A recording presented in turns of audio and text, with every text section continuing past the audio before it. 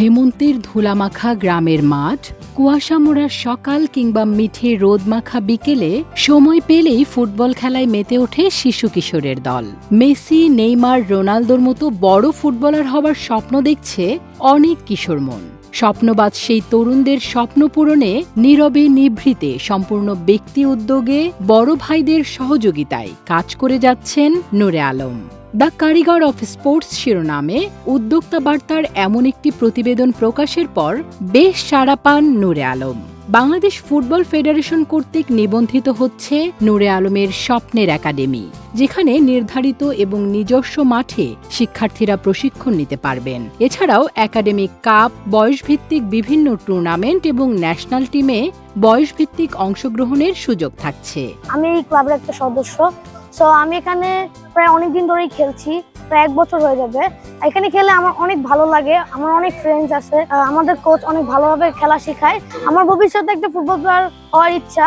একাডেমিতে আমি অনেক দিন ধরে আছি, ফুটবল জব মিডিয়া ফুটবল একাডেমিতে।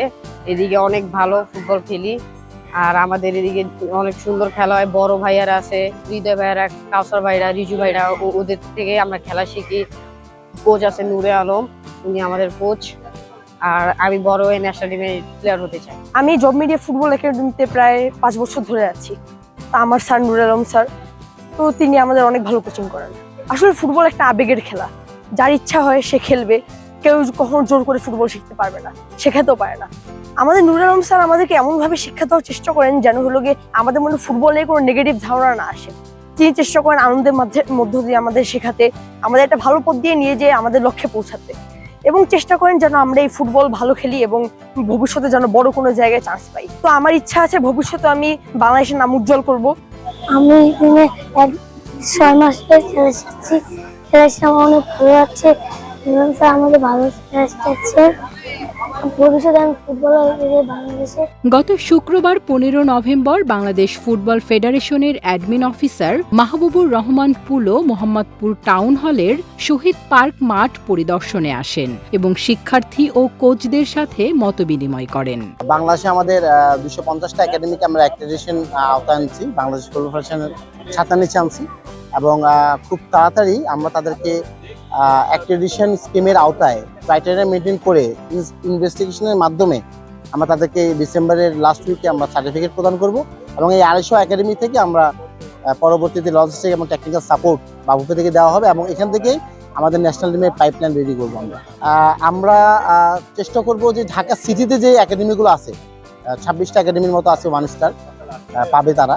তা আমরা সিটি কর্পোরেশনকে রিকোয়েস্ট করবো ওদেরকে একটা স্লট মাঠে দেওয়ার জন্য, ম্যান্ডেটরি ভাবে, যে 2 ঘন্টা হোক, 2.5 ঘন্টা হোক, এবং তাদেরকে মাঠ যাতে পরিচর্যা এবং পরিচালনা করার জন্য তাদের পক্ষ থেকে একজন লোককে নিয়োগ দেয় একাডেমিগুলোর সাথে, সেই সহায়তাটা আমরা সিটি কর্পোরেশন থেকে চাবো।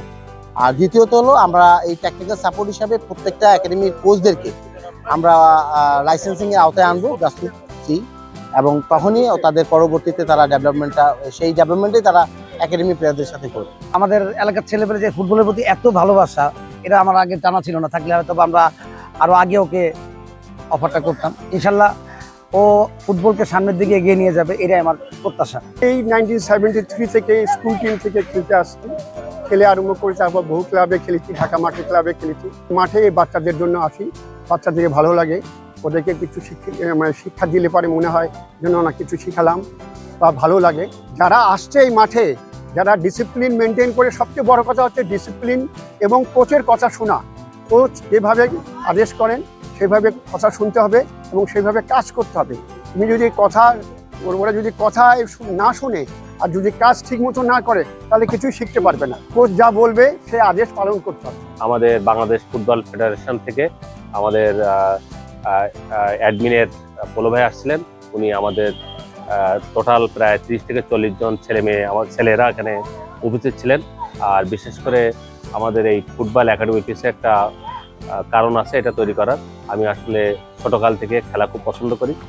বিশেষ করে আমাদের এখন যে মাদকাসক্ত যে ছাত্ররা বিভিন্নভাবে তারা জড়িয়ে পড়তেছে, এইটাকে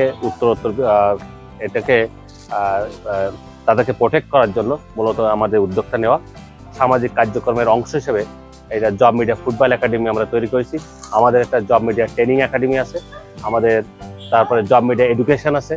আসলে সমাজে যে কেউ ইচ্ছা করলে যে কোনোভাবেই মানুষকে একটা সুবিধা দিতে পারে, এটা সামাজিক সংগঠন। আর মানুষ ইচ্ছা করলে যে কোনোভাবেই সে সমাজে ডেভেলপ করতে পারে। আমরা এই ছোট ক্ষুদ্র পরিসরে হয়তো আজকে আমাদের এই জব মিডিয়া ফুটবল একাডেমির কার্যক্রম শুরু হয়েছে। আশা করি এটা উত্তরোত্তরে বৃদ্ধি পাবে। নূরে আলম জব মিডিয়া ফুটবল একাডেমি নামে বাফুফে কর্তৃক রেজিস্ট্রেশন করেন। সেখানে প্রায় অর্ধশতাধিক শিক্ষার্থী রয়েছেন যারা আগামীর সেরা ফুটবলার হবার স্বপ্ন দেখছেন। তাদের এই পথ চলাকে সহজতর করতে বাফুফের এই উদ্যোগকে স্বাগত জানান নূরে আলম।